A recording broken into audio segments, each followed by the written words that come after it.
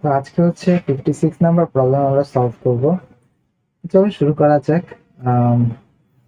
Write a program to input a matrix of order mxn dimension দিয়ে দিছে আর কি mn, and check if it is a sparse matrix or a dense matrix.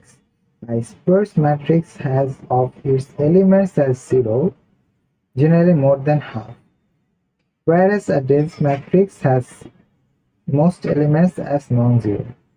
তার মানে আমাকে check করতে বলছে যে জিরো কয়টা আছে, নন জিরো কয়টা আছে, তাই না? এটা একদমই সহজ, একদমই সহজ। জাস্ট কন্ডিশন স্টেটমেন্ট ইউজ করতে হয়। তো অবশ্যই আমরা সেটা দেখাবো। আচ্ছা, ফার্স্ট অফ অল আমি পুরোটাই কপি করে নিলাম, ঠিক আছে? ওই যে আমরা বললাম না যে আমরা কপি পেস্ট করে দেন হচ্ছে কাজগুলা করবো, যে কতটা ইফেক্টিভলি সলভ করা যায়। আগের প্রবলেমগুলো তো করছি, তাই না?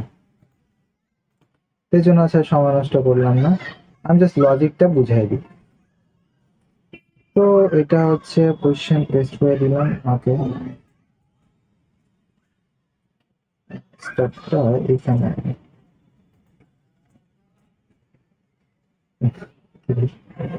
আমার শুধুমাত্র ইন্টারচার্জ দেওয়া উচিত ছিল। আসছে এখন। এবার হচ্ছে কি করছি, তো ভয়েড ফাংশন কল করে দিয়েছি, স্ক্যান করলাম।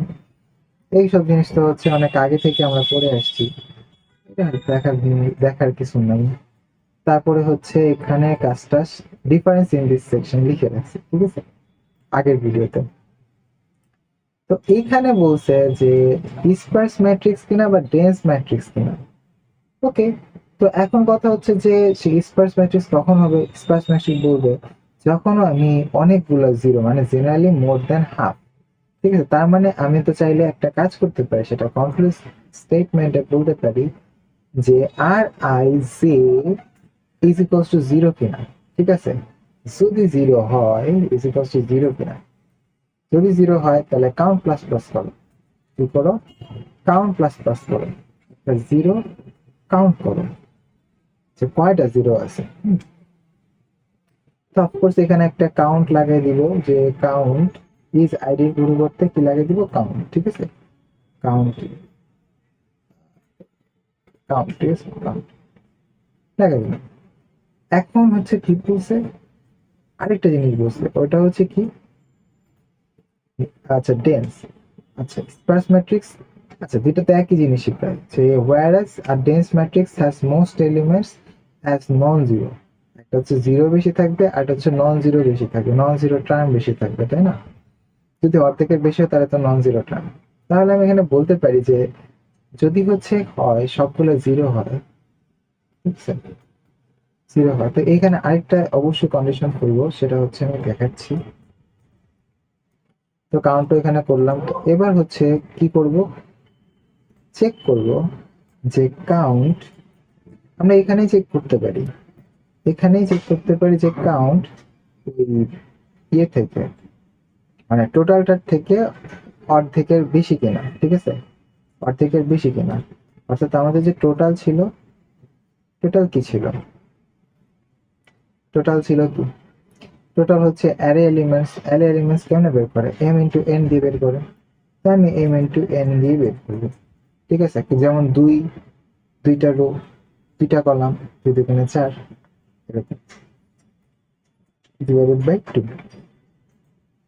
তাহলে ইট ইজ, যদি হচ্ছে বড় হয় তাহলে ইট ইজ স্পার্স ম্যাট্রিক্স, অথবা ইট ইজ ডেন্স। যদি না হয়, কাউন্ট যদি এটার থেকে যদি বড় না হয়, তাহলে সেক্ষেত্রে এইটা দেখো। আমার প্রবলেম শেষ, কত জলদি জলদি শেষ হয়ে গেল। তো আমি এটা দুই দিলাম। আচ্ছা, ওরা ওরা কি কোনো টেস্ট কেস দিছে? তাহলে আমরা ওই টেস্ট কেসটাই চালাবো। না, ওরকম টেস্ট কেস দেয় না, তাহলে আমাদের টেস্ট কেসটা আমরা নিজেরাই বানিয়ে নিব। টু, মানে সেটা টু ডাইমেনশনাল অ্যারে ডিক্লেয়ার করলাম, ঠিক আছে। টু ডাইমেনশনাল অ্যারেকে দুইটা রো হবে, দুইটা কলাম হবে, দেন আমি হচ্ছে নাম্বার ইনপুট দিলাম। So it is a dense matrix বলছে, অবশ্যই, কারণ এখানে তো কোনো জিরোই নেই, এখানে তো ডেন্স ম্যাট্রিক্সই হবে। তো এখন হচ্ছে দেখবো একটু বেশি জিরো দিব, তিনটা জিরো দিব, ঠিক আছে, কারণ অর্ধেকের বেশি দিতে হবে কিন্তু। এরকমই আমাদের কন্ডিশনে বলা আছে 1 2 হ্যাঁ 3, তো ইট ইজ স্পার্স ম্যাট্রিক্স, কারণ 3টা নিচে দেখা যায় নাকি ইট ইজ স্পার্স ম্যাট্রিক্স। ঠিক আছে, তো আমাদের হচ্ছে সম্পূর্ণ লজিক এটাই ছিল, এটাই ছিল। তো আমি কপি পেস্ট করে করলাম। আপনারা চাইলে প্রত্যেকটা ধাপে ধাপে করতে পারেন, যদি স্কিল আপনারা এতগুলো প্র্যাকটিস করার পরও এই জিনিসপাতি যদি না ধরতে পারেন, তাহলে প্র্যাকটিস করে ধরতে হবে। আই গেস ধরতে পারার কথা। এখন কপি পেস্ট করে করে দেন হচ্ছে যেখানে প্রয়োজন চেঞ্জ করা সেখানে চেঞ্জ করবেন। এতে কি হবে, এতে একটা মজার জিনিস আছে। এটা হচ্ছে কি হবে, আপনি বাগ ফিক্স ভালো করতে পারবেন। অর্থাৎ আপনি একটা কাজ করতেছেন, ওটার মধ্যে ওই সমস্যাটা সমাধান করতেছেন, এটা কি বাগ ফিক্সের মতো না কাজ, অথবা নতুন ফিচার্স ইমপ্লিমেন্ট করার মতন না? এই তো বিষয়টা হচ্ছে এরকম। তখন হচ্ছে কি আপনারা জিনিসটাতে পারদর্শী হবেন। তো আজকের ভিডিও এই পর্যন্তই, দেখা হবে নেক্সট ভিডিওতে। Keep planning, I will see you next time.